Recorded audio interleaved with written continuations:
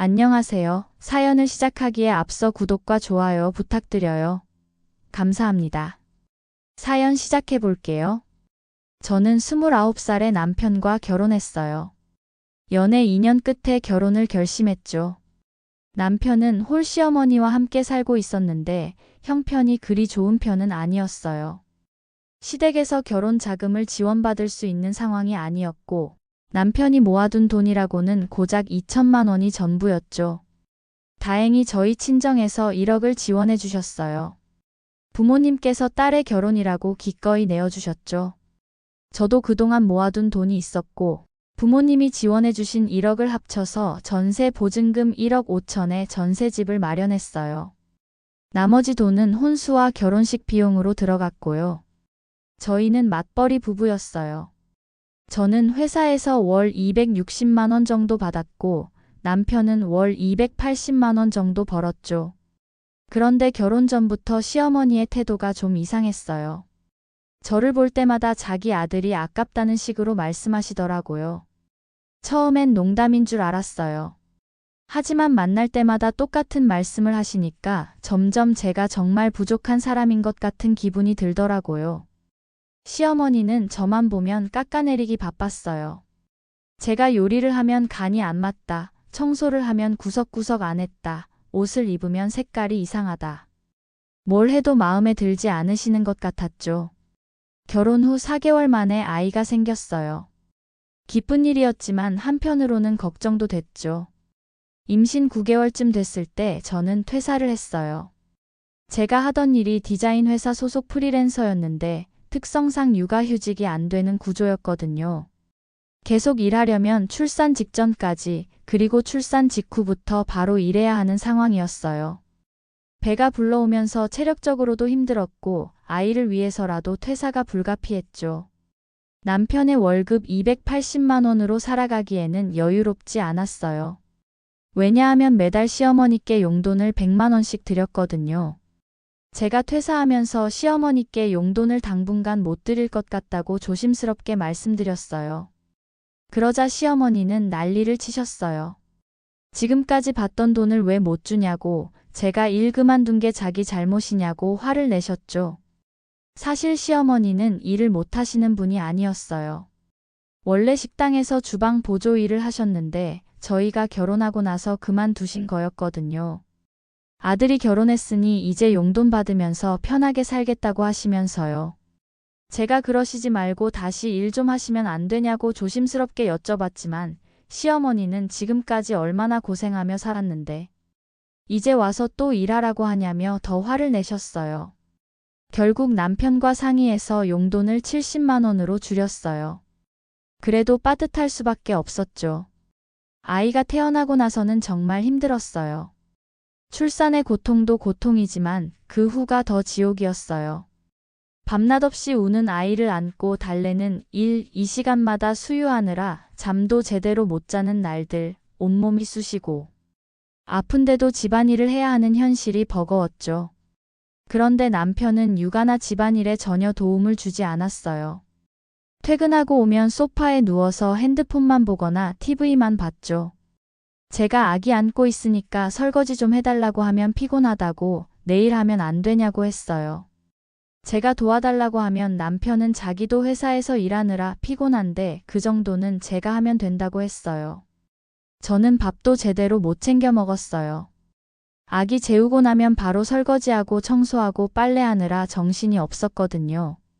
그런데 남편은 자기 밥이 제대로 안 차려져 있거나 반찬이 마음에 안 들면 배달 음식을 시켜 먹었어요. 제가 우리 아껴야 한다고 배달 음식 자주 시켜 먹지 말자고 했지만 남편은 밥도 제대로 안 차려주면서 배고프면 어떡하라고 하더라고요. 자기가 돈 버는데 이 정도 쓰는 거 가지고 뭐라 하냐는 식이었죠. 자주 다퉜어요.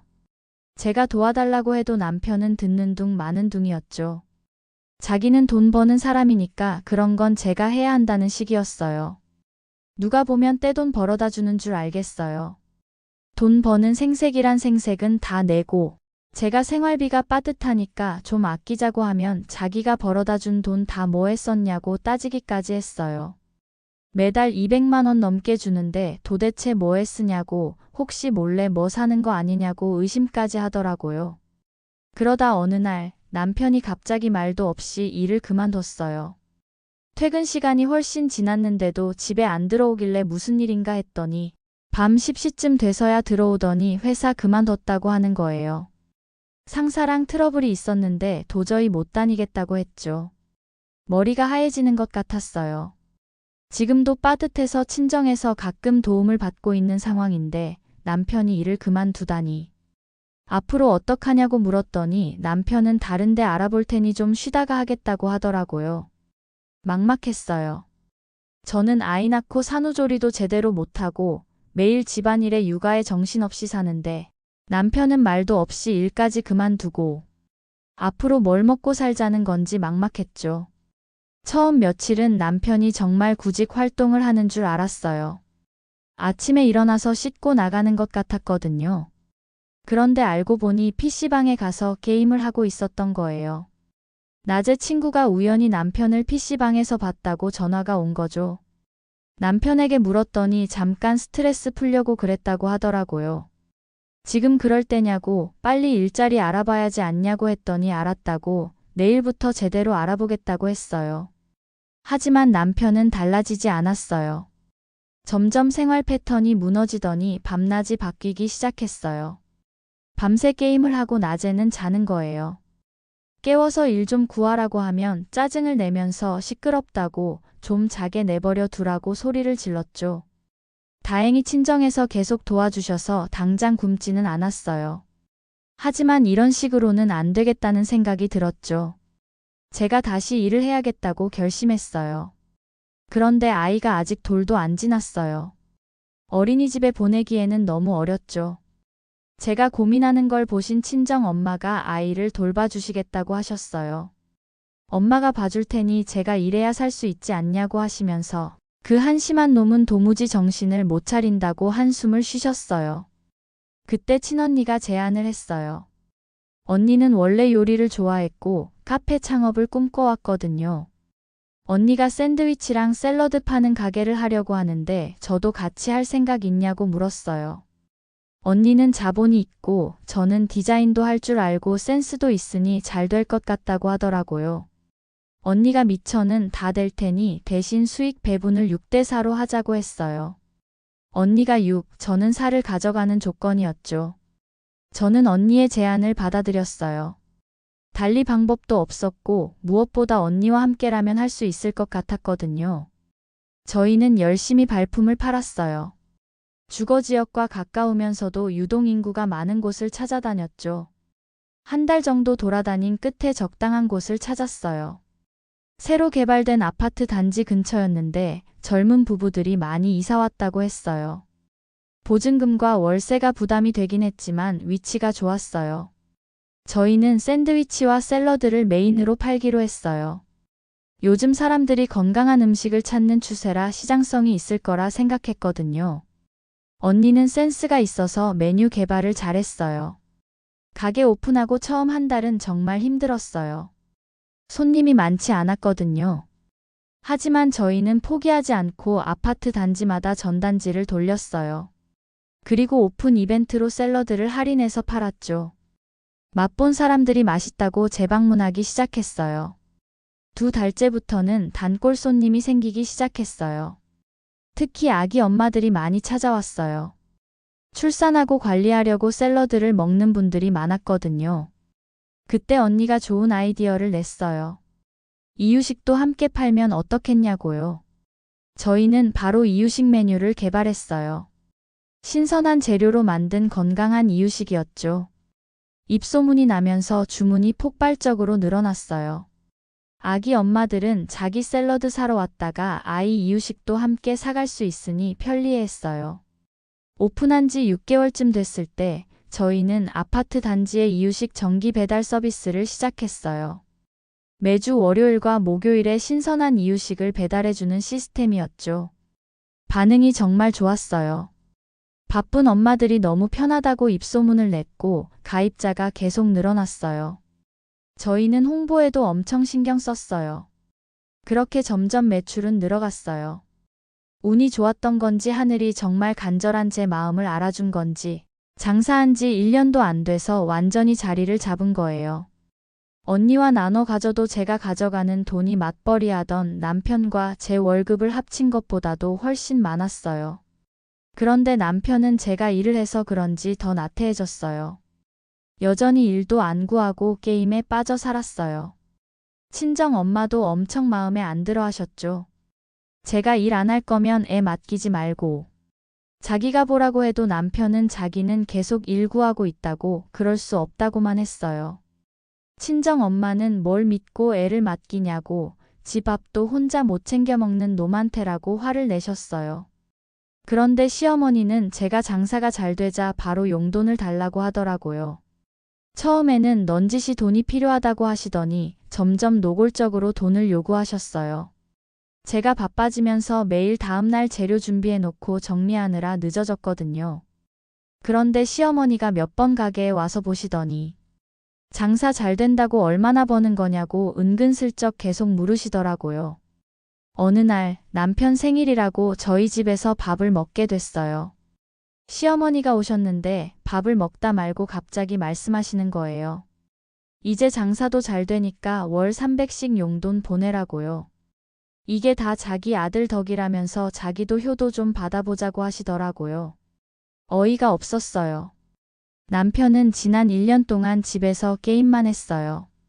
제 일을 도운 적도 없고 오히려 제가 번 돈으로 먹고 살았죠. 그런데 그게 남편 덕이라고요? 그 와중에 남편도 그렇다면서 맞장구를 치는 거예요. 제가 어디 가서 자기 같은 남자를 만나겠냐고 자기를 만난 게 행운이라고 하더라고요. 그러면서 다 같이 잘 먹고 잘 살자고 제가 버는 돈 달라는 거예요. 자기도 자기 사업하면 대박 날 거라면서요. 정말 가관이었어요. 며칠 전 아이 돌잔치 때도 시어머니는 아무것도 안 해주셨어요. 돌잔치 비용은 언니가 대줬고 친정에서 200만 원을 주셨거든요. 그런데 시어머니는 겨우 그 푼돈이냐면서 엄청 무시하셨어요. 그동안 쌓아뒀던 게 터지더라고요. 시어머니가 친정 지원은 당연하게 생각하고 남편이나 시어머니나 고마워하지도 않고 다 잘난 자기 아들한테 그 정도는 해야 한다고 하면서 무시하던 것들이요. 일도 안 하고 놀면서 게임에 빠져서는 애도 안 보고 집안일에도 손도 안 대는 남편. 정말 이대로는 못 참겠더라고요. 그래서 저는 이혼하자고 했어요. 그렇게 당신 아들 귀하면 데리고 살라고 저는 저한테 빌붙어 사는 기생충 같은 남편 필요 없다고 말했죠. 그러자 시어머니가 자기 아들한테 기생충이라고 했냐면서 갑자기 제 뺨을 때리는 거예요. 솔직히 너무 놀랐어요. 뺨을 감싸고 있는데 그때 마침 부모님이 들어오셨어요. 그래도 사위 생일이라고 케이크를 사오신 거였죠. 엄마가 제 빨개진 뺨을 보시고는 무슨 일이냐고 물으셨어요. 시어머니가 때렸다고 하자 엄마는 엄청 화가 나셨어요. 그러더니 갑자기 남편 뺨을 때리시는 거예요. 시어머니가 뭐 하는 거냐고 소리를 지르자 엄마가 말씀하셨어요. 당신 아들 맞는 거 보니까 어떠냐고 어디 감히 남의 귀한 자식한테 손을 대냐고 하셨어요. 당신 아들 때문에 제가 고생하는 거 안 보이냐고 그렇게 귀한 아들 아까우시면 데려가라고 저희도 저런 모자란 놈 필요 없다고 하셨죠. 시어머니가 말 다 했냐고 난리를 치자 아빠가 말씀하셨어요. 그만하라고 그리고 다신 제 앞에 나타나지 말라고 하셨어요. 자기 처자식 하나 제대로 책임도 못 지는 사람이 무슨 할 말이 있겠냐고 당장 짐 챙겨서 어머니 모시고 나가라고 하셨죠. 시어머니는 자기들이 왜 나가냐고 난리를 쳤고 남편은 그게 아니라면서 변명을 늘어놓았어요. 하지만 저는 마음이 확고했어요. 이제 더 이상은 안 되겠다고 생각했거든요. 결국 저는 이혼을 했어요. 물론 남편이 계속 붙잡고 매달렸지만 저는 돌이키고 싶지 않았어요. 이혼 과정에서 남편은 제가 번 돈을 나눠달라고 했지만 결혼 후에 제가 번 돈은 언니와 함께한 사업에서 나온 거라 남편 몫이 없다는 판결이 났어요. 남편은 오히려 지난 1년 동안 무직이었고 제 돈으로 생활했다는 게 인정됐죠. 그 와중에 시어머니는 제가 자기 아들 인생 망쳤다고 난리였어요. 자기 아들이 이렇게 된 게 다 제 탓이라고, 제가 돈 번다고 남편을 무시해서 그렇게 됐다고 하더라고요. 하지만 저는 이미 마음을 닫았어요. 더 이상 그 사람들 말에 상처받고 싶지 않았거든요. 이혼하고 저는 친정집에서 살고 있어요. 아이는 이제 어린이집에 다니고 엄마가 봐주세요. 저는 언니랑 열심히 일하면서 매출도 더 올랐어요. 최근에는 두 번째 지점을 낼 계획도 세우고 있어요. 덕분에 엄마한테 생활비랑 아이도 봐주셔서 용돈도 넉넉하게 드리면서도 저축도 하고 잘 살고 있어요. 남편은 시어머니 집에서 산다고 하더라고요. 아직도 게임에 빠져서 일도 안 한다고 들었어요. 시어머니는 결국 다시 일하면서 아들 뒷바라지하는 모양이에요. 제가 아는 지인이 우연히 시어머니를 봤는데 많이 늙으셨다고 하더라고요. 가끔 제 선택이 옳았는지 고민할 때도 있어요. 하지만 지금 제 모습을 보면 확신이 들어요. 저는 더 이상 누군가의 그늘에 가려진 사람이 아니에요. 제 힘으로 돈을 벌고 아이를 키우고 당당하게 살아가는 한 사람의 어른이죠. 아이도 건강하게 잘 자라고 있어요. 이제 세 돌이 다 됐는데 말도 잘하고 밝게 웃어요. 이게 아이를 위해서도 더 나은 선택이었다고 생각해요. 아빠가 집에 있을 때는 맨날 게임 소리만 들렸고 아이한테 관심도 없었으니까요. 돌이켜보면 정말 힘든 시간이었어요. 하지만 그 시간들이 있었기에 지금의 제가 있는 것 같아요. 남편과 함께 살았더라면 저는 평생 누군가를 뒷바라지하면서 제 능력을 펼쳐보지도 못한 채 살았을 거예요. 가게 일도 재밌어요. 처음에는 새벽같이 일어나서 재료 손질하고 준비하는 게 힘들었는데 이제는 몸에 배어서 자연스럽게 하게 되더라고요. 언니랑도 호흡이 잘 맞아요. 친정 부모님도 요즘 많이 좋아하세요. 처음에는 제가 이혼한다고 했을 때 걱정을 많이 하셨어요. 혼자서 아이 키우면서 살기 힘들 텐데 괜찮겠냐고요. 하지만 지금은 오히려 잘했다고 하세요. 제가 돈도 잘 벌고 당당하게 사는 모습을 보시니까 안심하시는 것 같아요. 이혼 후 몇 달 동안은 전 남편한테서 연락이 자주 왔어요. 다시 만나자고, 잘못했다고, 이제는 정말 일구에서 열심히 살겠다고 문자를 보내고 전화를 하더라고요. 처음에는 차단할까 고민했는데 그냥 무시했어요. 답장도 안 했죠. 그러다가 한 달쯤 지나니까 연락이 뚝 끊기더라고요. 나중에 들으니까 다른 여자를 만나고 있다고 하더라고요. 그것도 게임에서 만난 여자라고 했어요. 어이가 없었어요. 저한테는 다시 만나자고 매달리면서 뒤로는 다른 사람 만나고 있었던 거죠. 그 얘기 듣고 나서 정말 잘 이혼했다는 생각이 들었어요. 이제는 과거를 후회하지 않아요. 그때 그 선택이 있었기에 지금의 제가 있으니까요. 만약 그때 이혼하지 않고 계속 참고 살았다면 저는 어떻게 됐을까요? 아마 지금보다 훨씬 불행했을 거예요. 그래서 저는 제 선택에 감사해요. 그때 용기 내서 정말 잘했어요. 그리고 앞으로도 계속 용기 내며 살 거예요. 더 이상 누군가의 그늘에 가려진 삶이 아니라 제 이름으로 빛나는 삶을 살 거예요. 제 긴 이야기를 끝까지 들어주셔서 감사합니다. 구독과 좋아요, 알림 설정까지 잊지 마세요.